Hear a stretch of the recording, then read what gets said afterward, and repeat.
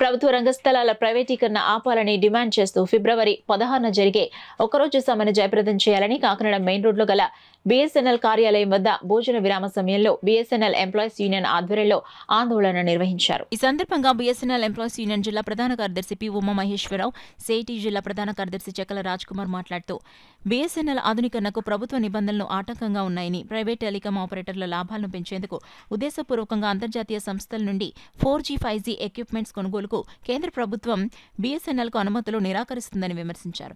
ఇప్పటికీ ఏజెన్సీ ప్రాంతాల్లో ప్రజలకు కమ్యూనికేషన్స్ అందించేందుకు బీఎస్ఎన్ఎల్ సేవలే మూలస్తంభంగా నిలబడిందని, ప్రైవేట్ ఆపరేటర్లు అక్కడి ప్రజలకు సర్వీస్ ఇవ్వడానికి నిరాకరిస్తున్నారని గుర్తు చేశారు.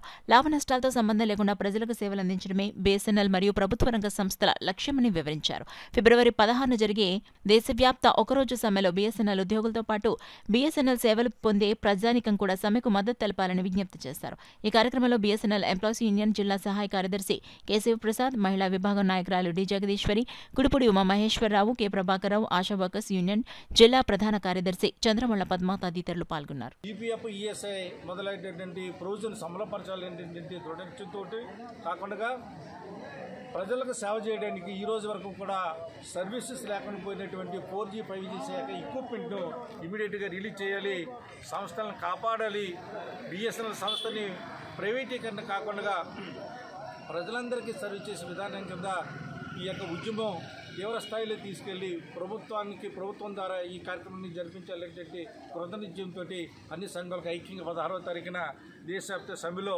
తూర్పుగోదావరి జిల్లా శాఖ కూడా ఇటు రాజమండ్రి, కాకినాడ, అమలాపురం, తుని మొత్తం అన్ని పట్టణాలన్నీ కూడా ఈ సమ్మెలో పాల్గొనడానికి నిర్ణయించడం జరిగింది.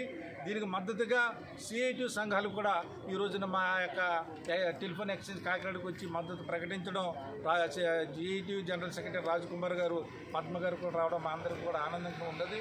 ఉత్సాహంగా తప్పకుండా మీ అందరూ కూడా 16వ తారీఖు జరిగిన సమ్మెని పాల్గొని ఉద్యోగుల సమస్యలు, ఈ యొక్క బీఎస్ఎన్ఎల్ సంస్థకు సంబంధించిన 4G, 5G యొక్క ఎక్విప్మెంట్ సాధిస్తామని ఈ సందర్భంగా మనం చేస్తాం.